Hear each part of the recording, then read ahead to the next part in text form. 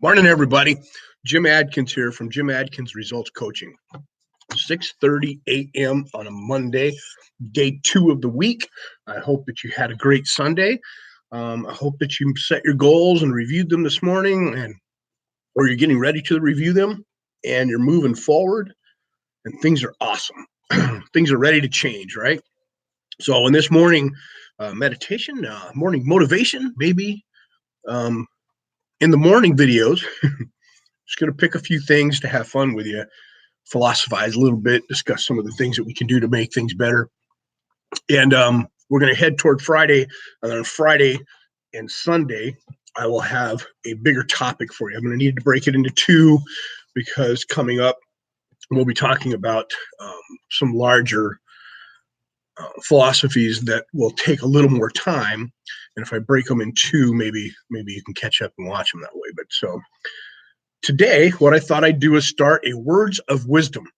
Now, I love this kind of a topic because you can pick from a lot of different philosophers or a lot of different scientists or authors or scholars, and you can take a quote, and as a philosopher or as somebody who's looking to change and perpetuate their own change, put it on. Try it out. It's one of my favorite exercises. So who better to start with than Gandhi, right? I've got a sign on the dojo wall that has the top 10 words of wisdom from Gandhi. And when you read it, let's do this. Here's a lesson for you. I put that sign on the wall probably 2 years ago, and I've read it maybe twice in the last 8 months. Having the information does not mean you know the information. I have the sign. I put it up there for people to read. I'm going to ask the students tonight, if you guys are watching, if some of my students are watching now, don't tell the other students what I'm doing. I'm going to ask them, everybody as they walk in, to tell me what that sign says without looking at it. We'll see what happens. So today, the first words of wisdom I have chosen for you, and you saw it, be the change. Now, you've heard that before, and you saw my silly picture of my hand with a bunch of quarters and dimes and a dollar bill in it. That's not what it means, be the change, but I'm just a goof, so I put it up there. So and now every time I say it, that's what I'm going to see. Be the change. Sorry. How do you become the change? Well, what do you want to change? One of the things I like to share with you is not to focus on the problems, not to focus on the negative stuff, because the more you feed yourself with the negative stuff, the more negative stuff you're going to get, right? That's just how it is. You start to notice more and more and more. So this is a slippery slope. To be the change, you must first know what it is you want to change. So you've got to kind of look for something that's not right, unless you feel it or unless it's just blatantly in your face, right? And we all have a few things we want to change in our lives. That's how we grow. That's not why we grow. That's how we grow. And it's not always bad. To change something doesn't necessarily mean that you're a bad person and you need to be a better person. No. It means that there's abundance out there, and the abundance of happiness, the abundance of love, the abundance of finances, food, happiness. It's available to everyone, and you seek to find more of it so that you can share it. Is that fair? So be the change. So let me share this with you, and you're going to hear me go backwards a little bit onto not focusing on, but witnessing or recognizing the bad, quote unquote, bad things. Okay. So for instance, when this comes up, and I can't remember exactly when the first time I heard it, but I remember it being a Gandhi quote. Whether it was or not, that's how it came to me, okay? Be the change. And he was speaking about world hunger and world peace. And these are things that I associate with Gandhi. I don't know Gandhi. I don't know a lot about the man himself or his spiritual movement, but those are the things I associate. Make sense? So when you talk about world hunger, you're talking about world peace. And you want to be the change. Let's say that becomes your focus, and it doesn't have to, but let's just say that's it. You want to help people around the world not go hungry. You want to stop that. There's no reason for it. You feel like there's an abundance of food, and in a wasteful society, you see people wasting food all the time. And when you grew up, did your parents ever tell you that? I don't mean to make light of it, but I can remember my parents throwing that out there to me and me thinking, what? Send it to them then. Telling you, eat all your food. There are children in Africa starving. Or there are children. And it's like, why do I have to eat all this? Send it to them. So anyway, I don't want to, sorry. That used to happen to me. And it was a funny thought. Um, and I'm sorry to make light of the fact that there might be starving children, because I believe there probably are. But why does that happen? I'm not sure. It's not my area of specialty. Can I help? Sure, I can help. How? Well, if I focus on the problem and I allow, and I'm not going to do this too much because I don't like to do this, but if I allow the issue to take hold of me and I become very focused on the fact that it is taking place, and now I feel the sorrow, I feel the suffering, I feel the angst, the fear, whatever can be associated with those people. And maybe they don't feel that, but I would think that that's how I would feel if I was focused on people not getting what they needed to survive or be healthy. And I'm not talking abundance. I'm not talking about a plethora of a bunch of choices like we have. I'm talking about just the things that they need. If I focused on that, I'm going to create more of it. The energy that I put out into that feeling perpetuates the negativity of more of that energy. And if not just in me, which is where the consciousness of my universe exists, it becomes radiant and apparent to me more and more. And the feeling is overwhelming. And pretty soon you feel like you can't do anything. Instead, I want to share with you this. Be the change. Now, that doesn't mean go out and eat in abundance, okay? What it means is feel that the solution is already being taken care of, that you are making steps towards the betterment of other people's lives. Well, how do you do that? You take action. You take action. Can you feed everybody? Maybe not yet. But I know Tony Robbins' institute, man, I can't remember what the numbers were. And Tony shared a story about not having Thanksgiving dinner, not having enough money for Thanksgiving one year. And you'll have to go and listen to Tony for this. But I remember the story because it relates, in a sense, to my life. And he didn't have money, or his family didn't, and somebody delivered them Thanksgiving dinner. Showed up on the doorstep, knock, knock, here you go. Blessed, here, be blessed, have some food. And Tony, as a kid, felt loved, felt appreciated, felt this is awesome for people to do that. And it stuck with him.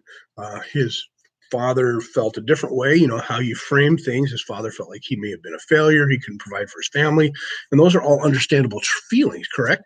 But Tony changed his life. So as he grew and became abundantly wealthy and was rewarded for his hard work, he started giving back. And I can't remember how many people he feeds a year, but it's a huge number, in the millions, maybe even in the billions. I don't know what it is this year, but how cool would that be if that was your goal?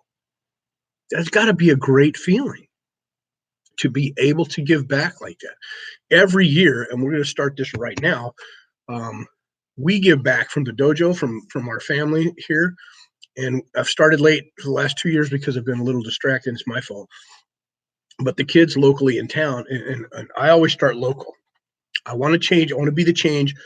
I want to be the change locally first. Now, that's not being stingy. That's just what I focus on, local first. So we reach out to local communities as much as we can, help as much as we can. One of the favorite things I like to do is Christmas. I love the fact that when I was younger, my father, my first dad, didn't have a lot of money. I know we didn't. I know he worked really hard. He had 3 jobs, two of his own business. And I know he's working really hard, but we never went without on Christmas. Now, when I say we didn't go without, he would go nuts, nuts. And I've got pictures, of holy cow Christmases. And I know we didn't have a lot of money. It made a difference. Not that we got a bunch of stuff, but that the love and what he did do stuck with me. As I grew, I understand not everybody got to go through that. Now, you may not celebrate Christmas. That's not what I'm talking about. I'm talking about giving back. So every year, our school, our dojo, and if you want to help, reach out to me because we do this every year. We raise money for Child and Family Services here in Traverse City and Kalkaska and Maple City, in this area where I do business with people. And we buy kids Christmas. We buy families Christmas. And it's an amazing thing, not just for the families who are receiving it, because I know that it is. I know that in my life this is taking place too, and I know that it makes a difference. But for the kids that participate, let me share with you, be the change, right?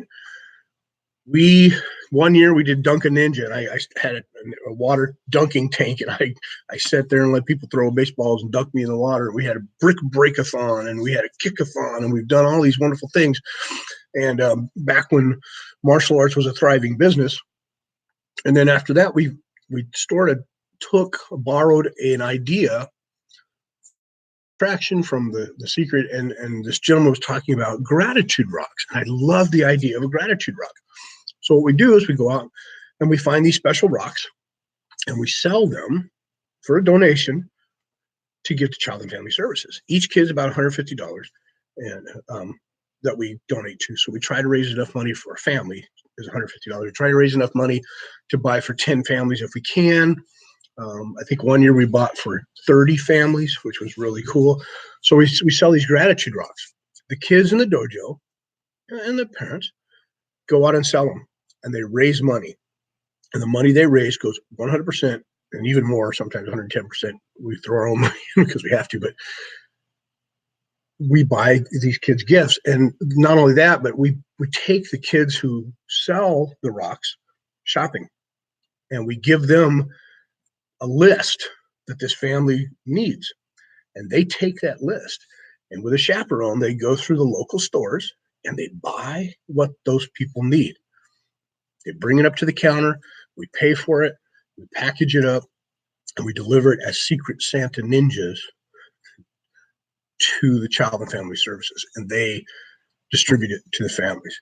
And the children that have raised the money learn what it's like to be the change. They learn what it's like to give unconditionally without any expectation of reward, and that's always been my main focus for that, to be the change. Because not only are we changing the lives or helping to better the lives of the people who are receiving what they need, but the children that are getting to do it are learning a huge lesson that giving back doesn't hurt. And you give back, you don't need to expect things in return. Well, pat me on the back and tell me I'm great. No. No, let's do this for the kindness of our heart.